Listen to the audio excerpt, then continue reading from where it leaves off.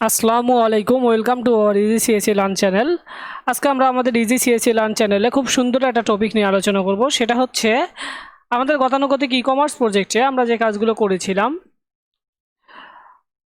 তারই ধারাবাহিকতায় আজকে আমরা আমাদের কমেন্ট এবং রিভিউর জন্য মডেল ক্রিয়েট করব অফ ইন্ডিভিজুয়াল প্রোডাক্টের।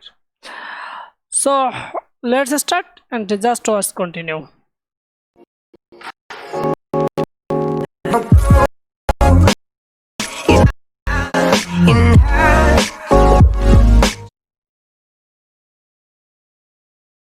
যে এখানে কমেন্টের ডাটাবেস ডিজাইনটা ID, comment, rate, product ID, user ID, IP, status, created ID এগুলো রয়েছে।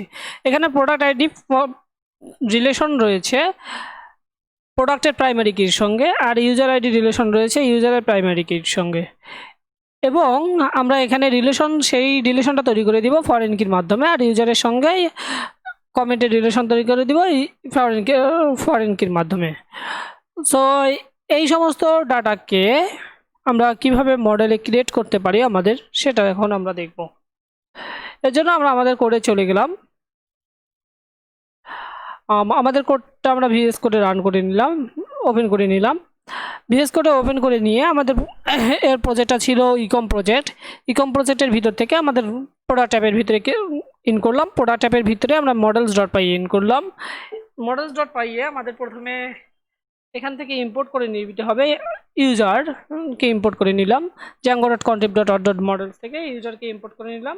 যখন আমাদের ইউজারকে ইম্পোর্ট করা হয়ে যাবে তখন আমরা জাস্ট একটা মডেল ক্রিয়েট করে নিব। আমরা একটা মডেল ক্রিয়েট করে নিলাম, কমেন্ট নামে একটা মডেল ক্রিয়েট করা হয়ে গেল। এখন যখন মডেল ক্রিয়েট করা হয়ে গেল তখন আমরা আমাদের যে অ্যাট্রিবিউটগুলো রয়েছিল প্রোডাক্ট, ইউজার আইডি, সেগুলো আমরা তৈরি করে নিলাম। এখানে কমেন্টের জন্য আমরা সাবজেক্ট রাখলাম এবং কমেন্ট রাখলাম।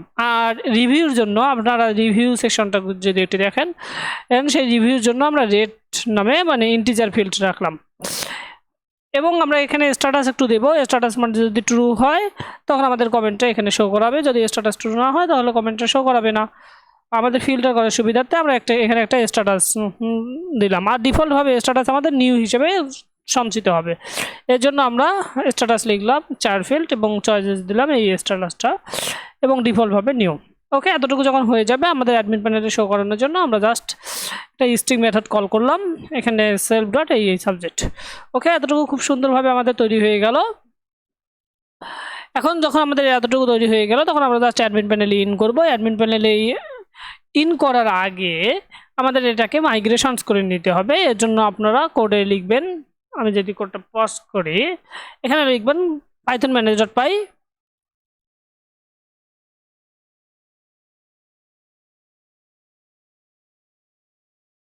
পজ করে জাস্ট এখানে অ্যাড করবেন যে পাইথন এই এতটুকু একবার প্রেস করে জাস্ট ইনপুট প্রেস করবেন।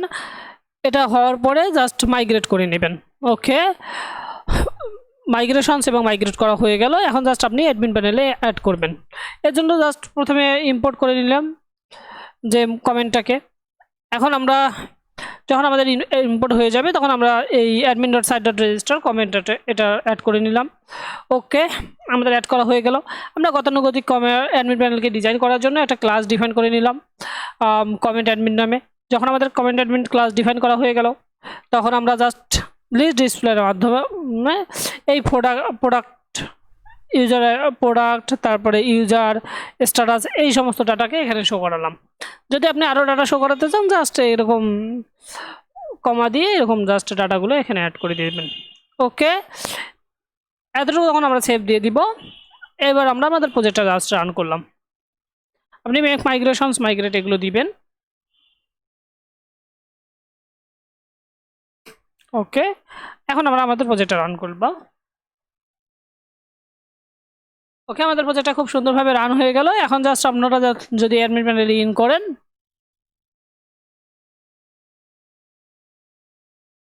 এখান থেকে জাস্ট অ্যাড কমেন্ট করবেন।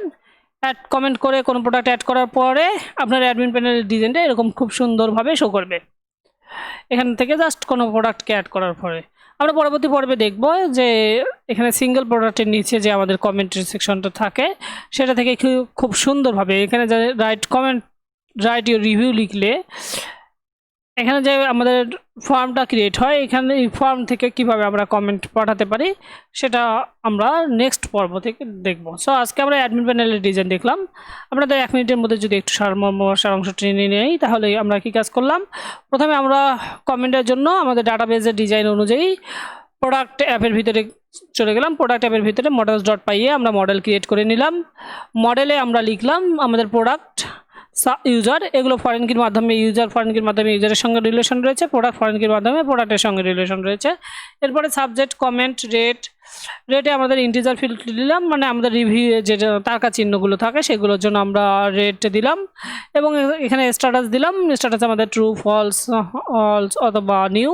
আমাদের যখন নিউ ডিফল্টভাবে ডাটা কমেন্ট কেউ পাঠাবে তখন আমাদের নিউ হিসেবে কমেন্ট যাবে। যখন অ্যাডমিন প্যানেল এটাকে ট্রু করে দিবে আমরা সেটাকে শো করাবো, এটা আমরা পরবর্তী পর্বে দেখব। সো এরপরে আমরা একটু অ্যাডমিন প্যানেলে ইন করলাম। অ্যাডমিন প্যানেলে ইন করে জাস্ট অ্যাডমিন প্যানেলে ইম্পোর্ট করে দিলাম আমাদের মডেলে যা ক্রিয়েট করেছিলাম সেটা।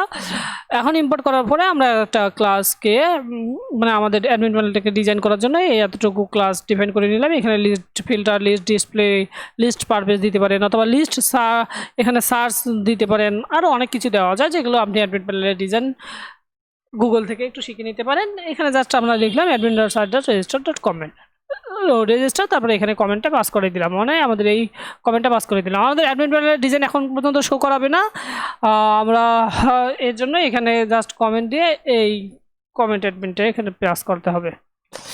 ওকে, খুব সুন্দরভাবে এখন আমাদের অ্যাডমিন প্যানেলের যে ডিজাইনটা আমরা একটু দেখলাম সেই ডিজাইনটা এখানে শো করাবে।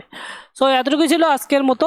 আগামী পর্বে আমরা কমেন্টের ক্লায়েন্ট সাইড থেকে কীভাবে কাজ করতে হয়, আমার মেথড কীভাবে ক্রিয়েট করতে হয় সেগুলো নিয়ে বিস্তারিত আলোচনা করব। সো এতক্ষণ সাথে থাকার জন্য সবাইকে অনেক ধন্যবাদ। আসসালামু আলাইকুম।